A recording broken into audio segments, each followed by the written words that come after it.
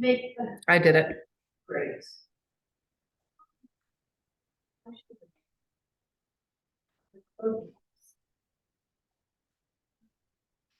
Starting the webinar.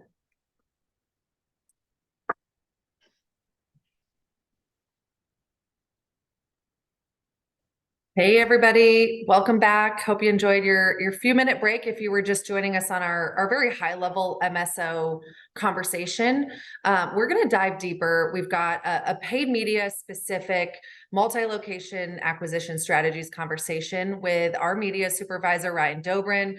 Ryan and I have worked together on podiatry, on primary care, on behavioral health. So a lot of these philosophies apply regardless of what vertical you're in, but we're going to get really in the weeds. Like we've been having a lot of high level strategic conversations, and you're saying, okay, how am I going to structure the thing to actually fit my business? And we'll walk you guys through some different scenarios. We've got the same thing tomorrow on SEO with our SEO director, Amber. So if you're interested in that, you can hop there tomorrow as well. But Ryan, I'm going to go ahead and let you drive this thing. I'm going to turn off my video. This is about you and your expertise in the area. And I think the most helpful place to start is give everyone a rundown of your background and why what you are saying is what they should listen to. Cool. Thanks, Lauren. Good to be here. This is not about me. It's about all of you and all of us working together. So first, I don't know what time it is where you are, but it's afternoon here on the East Coast, and we've been in these all day. So before we get started, I can't see all of you, but I need you to do this with me. Just raise your arms up and stretch for like 10 seconds. And you can make a noise if you want. I can't hear you. Just like let it out, relax. This is all fun, right? Energy, we feel it. Okay, cool. So I love it. I turned my video on to join you. Now I'll go away again. Okay, thanks, Lauren. I'm glad that somebody joined me. It's fun when you're in person and you do that in front of a bunch of people and like all the arms raised. It's kind of like throw your hands up in the air. But anyways, this is me. This is the kind of boring 11 years of paid media. Obviously, I wouldn't have been invited if I wasn't qualified. And I know that you know a lot of us at Cardinal, and I'm sure I've worked with a lot of you. So, but this is me. I've been in the paid media world for 11 plus years. A lot of different verticals. I've been in e-com, lead gen, branding side. I've done a lot of it. So, but most of all, I just really love relationships and people and helping everyone be successful. So, what are we doing today? Kind of as Lauren said, we're talking about multi-location patient acquisition strategies, mainly from a paid media side. So specifically, we're going to learn how to plan and execute a successful strategy to do that. There's kind of these 4 main bullets on what we're going to talk through here and how to kind of get from beginning to end. We're going to align strategies with business goals. We're going to talk about customizing these strategies. I don't think we're going to be able to specifically build out full multi-step funnel strategies for every single person on here, but these are going to be kind of be the steps and the key thinking points for all of us to think about when we do that. Talking about actually collaborating and communicating with all of your other internal teams. And then obviously the favorite, don't set it and forget it, but always test, optimize, innovate, and grow. Cool. Obviously, everything starts with a challenge. We wouldn't need to be building strategies if there's no challenges. If there was patients walking through the door every 15 minutes when one appointment ended and someone else walked in, was ready to go and had all their paperwork filled out and was ready to go, we wouldn't be needed to spend money to get them, right? So there's challenges we want to start with. Obviously, within multi-location, there's a lot of healthcare, there's a lot of specific challenges. So, right, there's increased competition as more and more people learn a lot of the different platforms and a lot of the different ecosystems that all of these targeting options live in. There's more competition, so you always want to stay ahead of that. Obviously, I spoke about it a minute ago, internal alignment. Does everybody know the goals? Does everybody know which locations are priorities? Does everybody know what to expect and what messaging is out there? Does everybody know how to kind of get people in once they are in and want to kind of retain them? What is your capacity and availability? That's not going to be the same across all your locations. Some locations may have 99% capacity and be booked up for 3 months, and others may be kind of like twiddling their thumbs and maybe needing to close their doors if they don't get a lot of people in soon. So there's going to be differences there. Obviously, budget limitations. Money doesn't grow on trees. We don't all have billions and billions of dollars to spend wherever we need it, and it doesn't matter. So obviously, needing to spend our dollars in the right places is a challenge, especially as, again, going back to increased competition. If there's no competition, the dollars would be easily spent, but finding those right places to get the eyeballs of potential patients is good. There's market differences. Different states, different cities have different demographics of people living there. They have different rural versus urban. There's different areas. There's different insurance laws in different areas. So having to think through all of those and how you market them and communicate is a big challenge. And then obviously, I think we've heard this about a billion times today, but obviously with healthcare and HIPAA and limited patient targeting options, it's not as easy as just targeting everybody that you want to just with a snap of the finger. It's you got to get really creative with it. And obviously, I think I heard Alex say it multiple times today, we don't want to get sued. So we want to target people in the right way and do it so we're not intruding on any of their personal data. Cool. So now for the stuff we're here, strategy. So what is a strategy? So obviously we have these challenges. We need to fill capacity at 2 locations, 20 locations, 100 locations. What are kind of the first things we need to think about? Obviously, as you go to build your strategy, alignment is huge. We're going to talk about alignment a lot. So obviously, no matter what channel you run in, no matter what area of medicine you're in or healthcare, or even if you're in another industry, you need to align your marketing strategy with your actual business goals and capacity needs. You don't want to just kind of like have it the same strategy for everywhere. You don't want to just utilize the same thing in one place and think about it as like a singular little thing. Maybe a branding campaign, you'll do that. But if we want to fill capacity at a multi-location company, we want to really align with those capacity needs and business goals. We need to understand how many patients you can serve, want to serve, and how much money you can spend to acquire them. And again, the setting of clear goals should be the first thing. So as you go to look at what's challenging your organization and you go to say, hey, we need to build out a marketing strategy. We need to figure out a multi-funnel step. Like, you need to know what your goals are, whether that's some revenue goals, a cost per lead goal, whether that's a capacity goals, but just aligning internally with all of your stakeholders is going to be very, very important before you build this out. So you get started out on the wrong foot. So you don't get started out on the wrong foot. Cool. So what are some of the things to consider for these goals, right? So there's a lot of different things. One of them is what is the actual market location? Where is the physical location, if it is a physical location? But then also where are the leads coming from? Is that around that physical location, or in the instance of maybe some senior living or other things like that, there may be people who are caring from a distance. So you need to think about not just the market, not just where the office is or where the facility is, but also where are the people that are going to potentially be served by that. What is the size and potential? How many people are in that area? How much money do we maybe need to spend to have good impression share and share of voice? Again, to that point too, what's the competition and saturation? Is this the first podiatry clinic in this area, or are there 4 others 5 miles down the street? We need to think about that too, to figure out how we want to target that. Do you already have brand awareness there? Do you guys already have a reputation, or is this a completely new market? Do we need to build the brand equity and really let people know who you are? Or do they already know? Again, that goes into brand positioning and differentiation. How are you different than the people there? How are you different than where people can get service down the street? And why should people go visit you when they can go visit someone else? Again, what does your website and landing page have on it? When you are getting these out there, a lot of the goals, obviously, people are going to call you, or they're going to click to your site, read about you, fill out a form. What is on that site and what can people expect? A lot of that's going to go into what the strategy is and what your assets are going to look like and what your ad copy is going to look like and what you're communicating to a lot of the people there. What marketing mix and channels are you already running in? Are you already running SEO, or are you already running some paid media? What's worked in the past? What hasn't worked?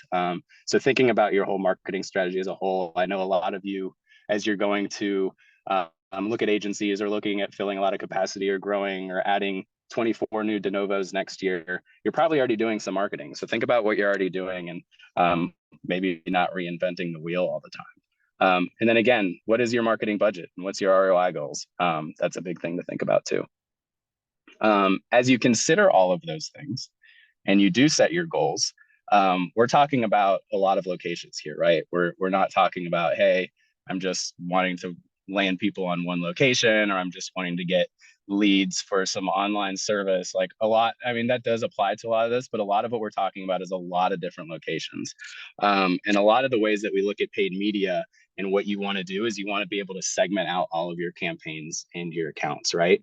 It's not efficient to have 100 different campaigns or 150 different campaigns for every single location if you don't have enough budget for it. So a lot of these platforms like Google Ads and Meta and a lot of them really learn on volume. So the more volume and the more learning they can have with each other and the more similar intent things can be grouped together, the more quickly you're going to get the results that you want, and the quicker you're going to be able to test, and the quicker you're going to get patients into the door, right?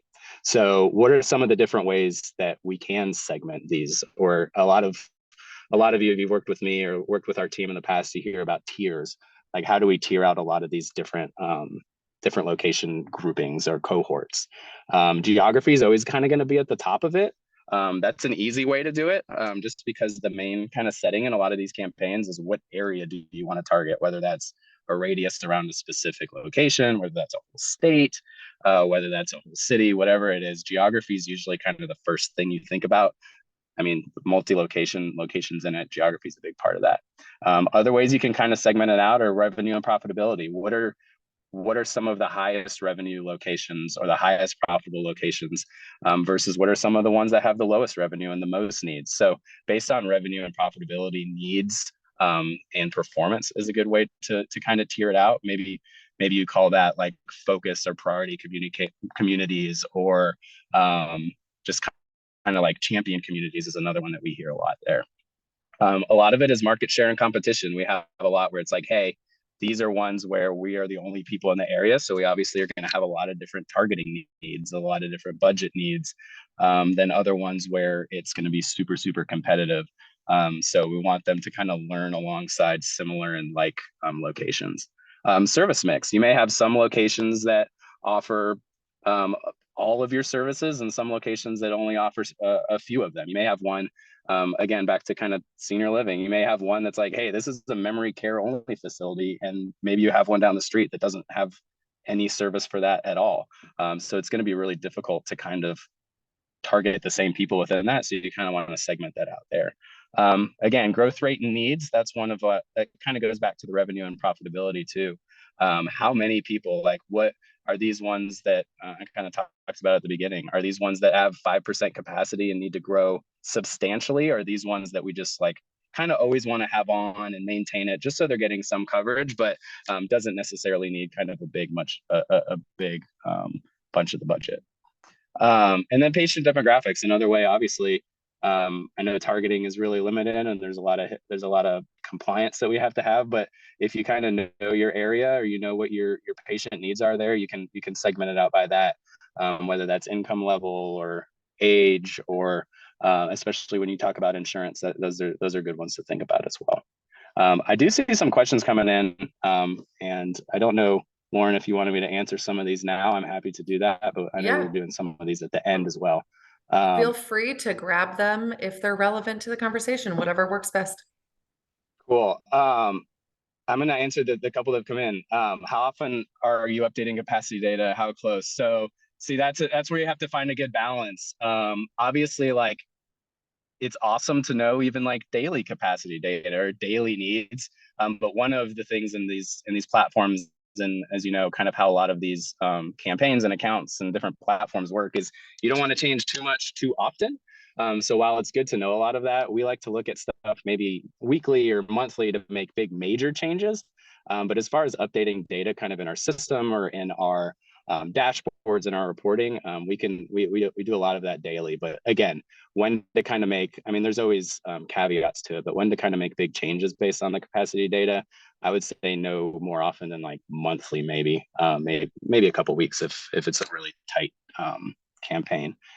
And then how much segmentation is too much segmentation? That question came in. Should the guideline be that each campaign should meet conversion minimums? That's ideal. It really depends on your budget. If you have, I mean, no one has unlimited budget, but if you have unlimited budget, less segmentation is probably fine, because you can have enough budget there. I think a lot of it, especially when you're first launching a lot of these, is really learning a lot and setting some of the benchmarks for what your kind of cost per acquisition or cost per lead is. And kind of as you move forward, we always like to at least have daily budget that's going to at least, like, we never want to have daily budgets that are lower than what like your cost per acquisition is going to be. So when you're seeing a lot of that, you know, you're segmented a little bit too much. Cool. Awesome. Well, cool. So yeah, there's a lot to, again, there's a lot to consider. There's a lot of different segmentation opportunities. There's a lot of different tier structures you can have. One of the things is like, hey, what channels should I run? And there's a million different things, right? You've got your paid search, programmatic, covers the full gamut of it, from OTT, over the top, CTV. You've got obviously Meta and Instagram and YouTube, which is in the Google infrastructure. So if you're saying, hey, I've got so-and-so budget, where do I start? A lot of what we like to say too is like kind of push up the funnel, because a lot of where you can actually get good, actual high intent conversions is kind of at the bottom of that funnel where you're winning customers, right? So we really want to nail that page search strategy, because that's where you can actually put in what you know people are searching when you want them to find you. That's the best way to quickly put your budget dollars to work, quickly learn, quickly get people kind of moving into kind of that bottom of the funnel and hopefully converting. And you can, and with that too, you can see what your impression share is. You can see what your share of voice are. Are you capturing all the people that are searching this? Are you limiting yourself here? Where can you get more of that? And you can also see a lot of like what people are searching outside of what you're already targeting. And there's just a lot of learnings there. And you really want your initial budget dollars to actually lead to actual patients. There's people out there who, no matter what you're targeting or no matter what your brand messaging is, if they're searching for something and they see you and they need it, they're going to be there. So we like to say to really nail that strategy and start at the bottom of the funnel and then really push up from there. And by doing that, you can obviously, when you push up into those higher parts of the funnel and really starting to just have awareness and visibility and get your brand name out there and kind of throw a wide net around your area, you're obviously not going to see a lot of conversions that are attributed specifically to those campaigns. But what you will be doing is now efficiently building an audience that can even more efficiently convert at the bottom of the funnel that you've already got kind of tailored to your needs. Cool. Well, I'm going to answer this question too. Google would say 1 conversion per day. Yeah, I mean, that is good. Google will tell you now too. I don't know how many of you have kind of daily or weekly or monthly calls with your Google reps, but some of them will say now, hey, you can just launch on optimizing towards conversions. But what we've seen is even when you do that, it is good to at least get 1 conversion a day kind of as volume, because they do look at those budgets on a kind of a daily cadence. And it's really good to be able to at least say you got a conversion a day. That's not always exactly the case, and it's getting a little bit more lenient on that, but that is a good thing to think about, Lauren. Cool. At some point, I found PMax has a law of diminishing returns with the quality of leads. Would you advise keeping it running in spite of that with lower budget? That is a loaded question, Teresa. It really depends. I've had PMax campaigns that work amazingly and efficiently, and I've had ones that haven't. When PMax first came out, it was maybe the most limited advertising I'd ever seen in my life. You couldn't really target anything. You just kind of said, hey, here's the site and here's what I kind of want to get out of it. And that was it. Now they're doing more things in there. You can put keyword themes in there so it can kind of go and find people who are searching for those kind of things. You can have a lot more kind of audience signals in there.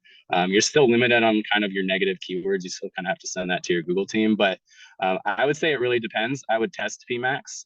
It's valuable in that way, but it doesn't always work. And it's okay to test it and have it not work and move on from it. But it's sometimes it works better with a lower budget because it can get things a little bit more efficiently.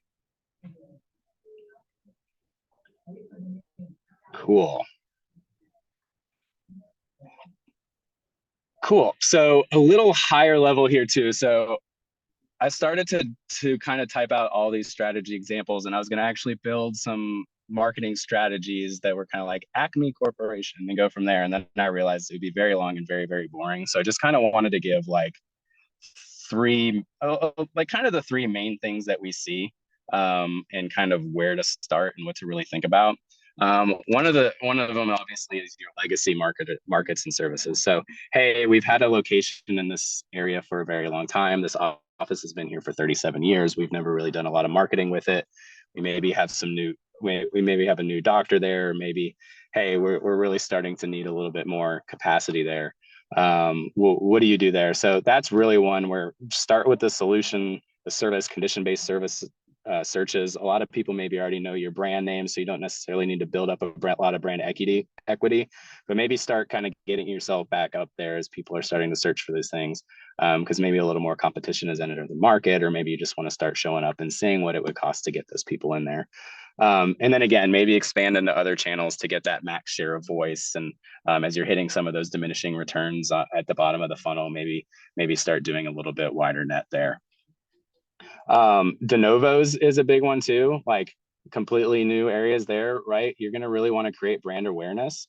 A lot of people think too is that like, hey, if we want to create brand awareness, we immediately just need to be on display, or we immediately need to be on Meta, or we immediately need to just have our brand out there. And I would say that that is something that we do kind of in lockstep with launching paid search, but I still think like non-brand related service and condition related searches is still a really, really good place to start there, because that's still where people are already searching for those things. So if you kind of have those going side by side a little bit, you're going to be getting patience and you're going to be building that brand awareness at the same time. And then again, from there, you're going to want to capture the conversions from some of those top of funnel tactics with more kind of engagement retargeting, whatever you can do within HIPAA rules. And obviously, if you've got some kind of third-party vendors there, we highly recommend that too, because especially when it's completely new, you want to maximize your ad dollars, right? You say you spend $4.50 on a click, you don't, and someone comes in, that's not the only time you want to get in front of them. You really want to be able to kind of capture them at all levels there. And then again, maybe a new service or a location expansion, or maybe you kind of had a merger acquisition and you're kind of changing names, or there's different things like that. Again, one of the, we talked about it before, like you might not need to reinvent the wheel, duplicate tactics and what's already working well in other locations and with other places. Yeah, I think one of the benefits, especially for me working at an agency, is we can learn from a lot of similar different types of accounts, and you can learn from a lot of similar types of locations. So I think that's a good place to start there. Obviously, if you need to create brand awareness in the new location, if needed, allocate some budgets really to kickstart that patient funnel. This is one where it could be okay to kind of really efficiently build that top of funnel, just because you are trying to really get as many people aware of it as possible. And then one of the things you can do too, just kind of within that, is capitalize on that old brand equity. If you are changing names, or if you are, if this has already been a service or a location that's been servicing people before, and maybe they're a little iffy on kind of new people coming in, you really would at least want to capitalize on that, of like new name, same great service, or different things like that. But kind of the theme here is obviously start with what's going to get you patients, and then build your audience from there. And I'm not going to read through all of this, but your marketing mix and the patient journey, regardless of everything I've talked about, is going to look weird. It's going to have twists and turns, and it's going to have 8 different channels. If you're running kind of a full gamut of things, it's going to have your organic channels. It's going to have reviews. It's going to have people searching all sorts of different things. So there's going to be money spent in some of these areas and money spent in other areas. There's going to be patients coming in from one channel, patients coming in from the other channel, and it's really hard to kind of know what's coming in from there. So obviously you're going to want to have really good tracking and conversion tracking and signals coming in. And I know there's other people who are talking about a lot of those things today. But with this whole strategy here, and with all these twists and turns, and with all these different moving pieces, how do we measure success, right?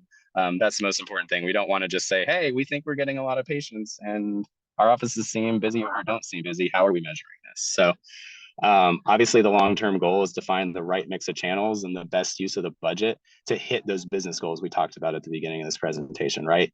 And one of the beauties of paid media is we do have these data and analytics to be able to see things, even within HIPAA rules and different tracking. There's different tracking solutions out there that obviously, a lot of the names that we partner with, and I'm sure we're using with a lot of you that are on here. A lot of you are using with your partners.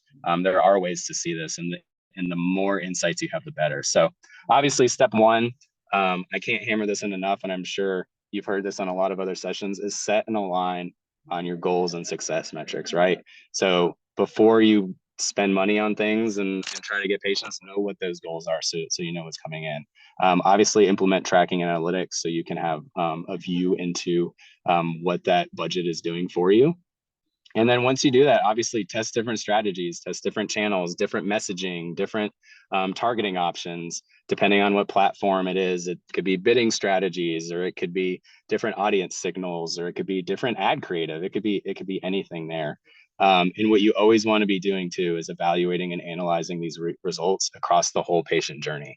How is this working as far as getting people to actually engage with your ad or your ads, but also how is it working to not just engage, but how's it working to actually get them to convert into patients, and not just a one-time visit, but kind of looking at that LTV and getting them as a kind of a lifetime kind of customer or patient or whatever you have.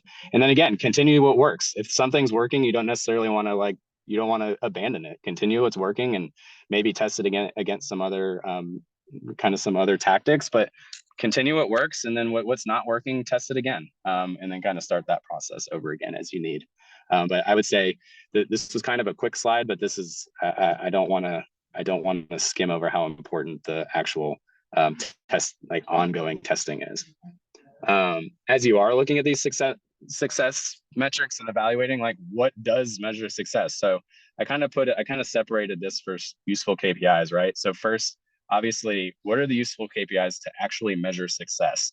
Not, oh, what's my cost per click, or oh, what's my click-through rate, or oh, how many impressions am I getting? But at the end of the day, most of us have our goals of leads or patients or revenue, and how much does it cost to get those things, right? So obviously, like, depending on how deep into the kind of conversion funnel we can pass things back into the platforms, sometimes you can only say, hey, these are how many leads we're getting, and this is our cost per lead, or these are how many patients we're actually acquiring, if you're actually able to kind of pass back booked patients into the systems, and this is our cost per acquisition there.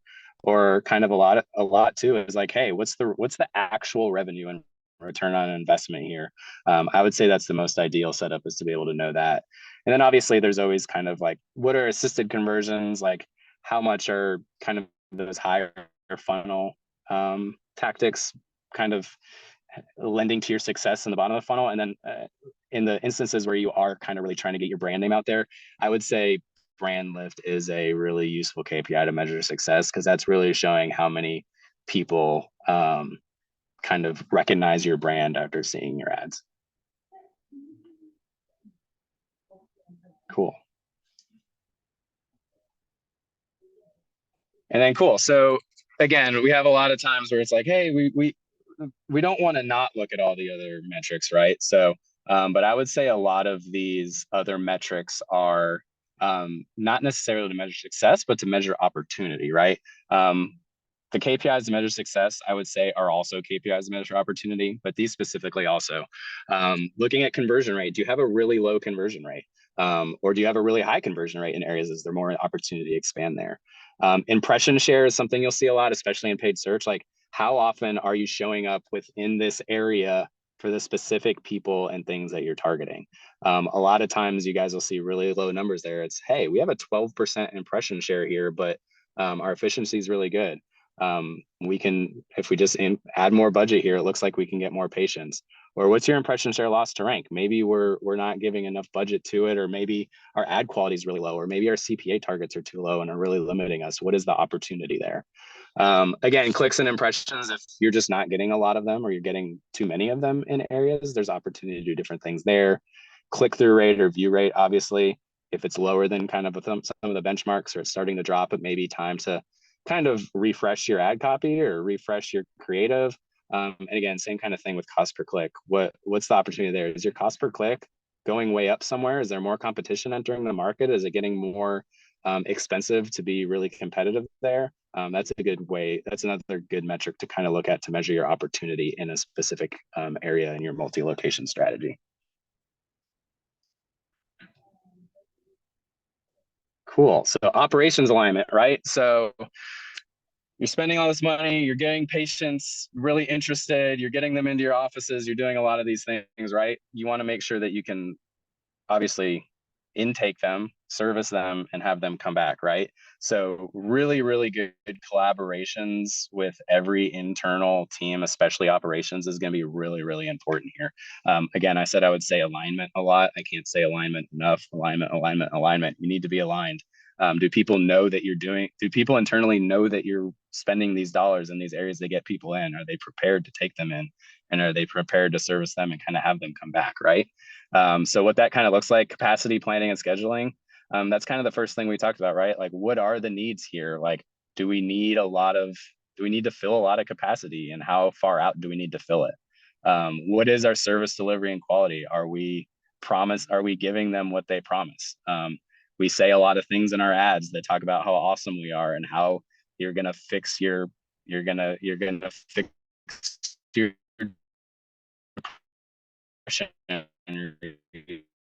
gonna kind of fix whatever office. What does the patient communication and education look like? Do they need to know anything before they come in? Do they need to know anything when they do come in?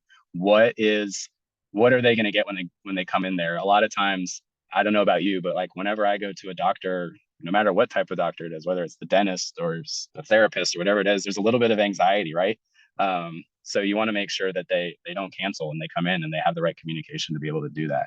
And then again, once they do, soliciting patient feedback, retention, loyalty. We talk about spending money in different strategies. The best strategy and the best acquisition channel is right referral and retention, right? So that's the cheapest way to do it. You already got them in. You don't need to spend any more dollars or minimal dollars to keep them in.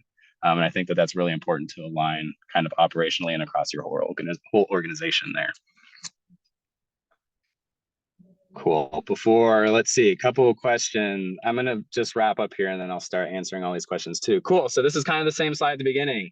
Now that you saw all this, you can now do all of these things that I'm not going to repeat because it's the same thing as before. But really what it comes down to is reminding everyone, reminding them what they learned today. You're going to maximize your patient acquisition and ROI and be able to execute a successful multi-location media patient acquisition strategy, right, Lauren? Yeah, we're there. And I'm going to put you on the spot, Ryan, and then we've got some time to tackle questions. So cool. Structure specific, because we get this so often.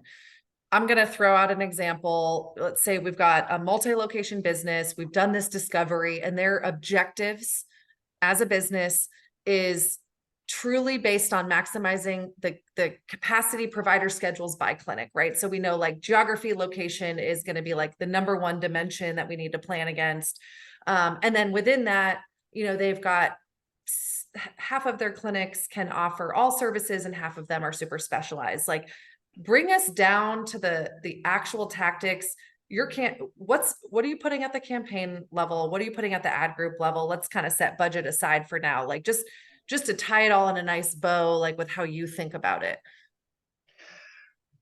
Yeah, I mean, it really depends on what the budget is. I know budget is not an issue. Let's talk like structure first. Yeah, so structure, obviously the campaign level is your kind of highest level of highest level of targeting, right? Ideally, how I would start there is one of the things is within all of these is especially let's say Google search, okay? Because that's where you always want to start. So that's where I'm going to start this answer. You really want at the campaign level to be able to have as tight of a location targeting as you can have. And this is going to be my example. You target a state of Arizona, right? I'm just going to throw out Arizona. I don't know other laws there, but say, hey, we have 20 clinics in Arizona. Arizona has their own budget. We talk about internal alignment. Hey, our internal teams are very much based on states. They have their own sales teams. They have their own capacity that they have to hit. We've got 20 locations there. Each of 18 of them have the same services, 2 of them don't, right? I think you can definitely have a campaign within that whole state that's targeting that whole state, and then kind of ad groups within that that are doing it if it's virtual. I think if you have a single landing page, right? If you don't have a single landing page, you do need to start to segment it about. And I maybe didn't cover that enough earlier, but if you have different landing pages per location, you probably do need to segment that out a little bit more just because of those location targets. But I would say get as tight as you can there and lay it out. And then a lot of things is like, hey, I talked about starting at the bottom. I'm going to take a step back. I said I started at the bottom of the funnel, get patients in there, know what they're searching for. So have your campaign do that, and then say, just have one campaign for all non-brand, right? Targeting your locations. And then within that, have ad groups that are very specific to what your services are. So you can have one that's like, say for mental health, right? You can have all not like a non-brand that's targeting all your locations or a single location. Within that, you can have like depression or therapy or psychiatry or ADHD help or different things like that. And what you can do, because you have campaign budgets, is that the budget will kind of allocate towards what's working the best and what's getting the most visibility. And you can kind of move things around there, especially as you get into conversion-based bidding. You can put target CPAs at each of those to kind of manipulate the way that your budget's going to be going. But you kind of want to start high and then get kind of granular. I'd say your ad groups or your ad sets in Meta are where your similar intent things are, and your campaigns are going to be a little bit more broad. Yeah, and I I don't think know if it's, that answered your question. no, Yeah. it does. I mean, like there is no perfect answer. And I get Yeah. asked this a lot in discovery meetings, and I say, I need to know a lot more about your business to answer I the was gonna question. say, But I think, yeah. at the campaign level, you're talking like your macro settings. This is where you're going to set your geographic targeting.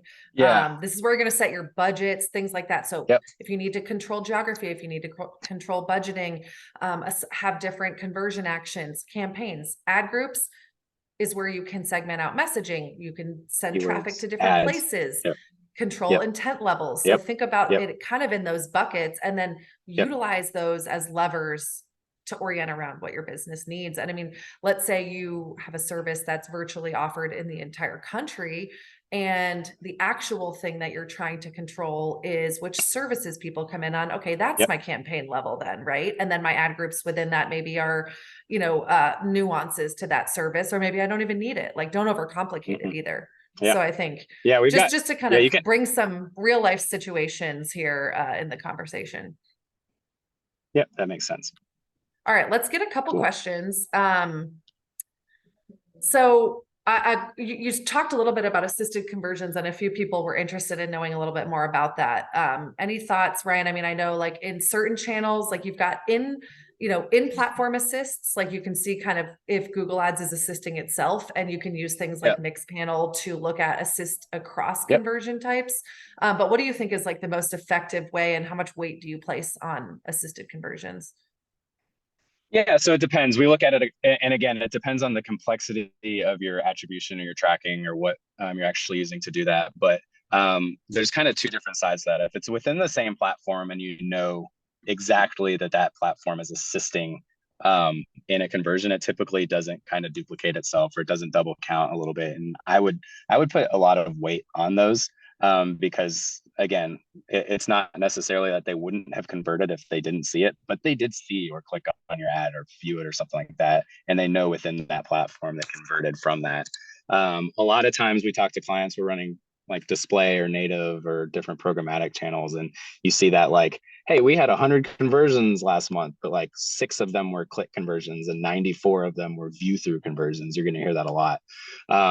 I think those are still very, very valuable too, because those people did view your ad. Especially if you're running like video engagement ads, you know that at least like they really engaged with your ad and they really saw it and converted at some point. Again, they may have clicked on a Google ad later and converted too. So you do want to get really granular in your tracking. And I wouldn't necessarily like lump all of your conversions together and say, hey, we got 4,000 leads this month, when like 2,000 of them were view through conversions, because then that's not the actual volume you're getting. But I think it's really valuable to know that at least people are seeing your ads and getting it, if only to know that you're targeting the right audience, right? Like if you're if you're seeing no view through conversions, that's going to be really bad. You're not getting in front of the people who are going to need your service. But at minimum, if you're seeing a lot of assisted conversions or view through conversions, you would at least know that your ads are targeting the right people. Yeah, I think that's great. Great place to start. In Google Ads, there's an assisted conversion column. Add it to your standard view. Yeah. That means that Google Ads was a touch point, but it did not get the last click. So that'll help you know if like your Google Ads is driving exposure and people are maybe navigating through direct or organic or other channels. If you're running any video, display, meta, anything like that, add the view through conversion column to your report. And that'll be a really great starting point. You know, Ryan and I actually worked together on some pretty robust reporting in like brand lift. And, you know, maybe you've got this concept where you have a baseline of, you know, what you're getting, you know, what your click-through conversion rates are in organic, paid, and all your bottom funnel. Then you go launch this big brand initiative or this big video campaign, and you kind of use the delta, right? So I think Christine might have mentioned the incrementality testing. So, you know, there's a lot of different ways you can do it. Some people do like withholding one market or another. There's a lot of methodology to doing it. So just kind of finding what works best for your business and how you're structuring whatever it is that you're launching. Yep. Sylvia asked, how do you know how many people actually came in? And Sylvia, that's a great question. That does not have a perfect answer. I mean, there are organizations, you know, deploying Salesforce and CRM, and that acts as a source of truth where all marketing information comes in, is sourced down to exactly where it came from, and it pulls from your patient management system, and you have this like nice packaged, you know, this drove this patient who came in and drove this revenue. In our industry, that is, I would say, more of like a rarity. It is tech dependent, and a lot of these technologies, EHR specifically, they're not open source. They don't have open API endpoints that you can just pull from whenever you want. So, you know, if you don't have a CRM, you might end up in a space where you're getting yourself part of the way there, maybe getting to a booked appointment. So I know at least like they're on the schedule. I know that because I'm using AI on my call tracking, and I have an online scheduler, and for my forms I'm tracking like the call back and doing the same AI matching. But you may have a little bit of a manual in between of, you know, once a month you have to go in and pull all of your, you know, booked appointments, and then you have to go look at who showed up in the clinic and manually do that. Of course, there's like scripts and things to make your life easier, but that is, I think, a pretty common situation where you've got like, you know, 60% of the way there on the lead side of things, and then you've got to do a little bit of manual to bridge the gap.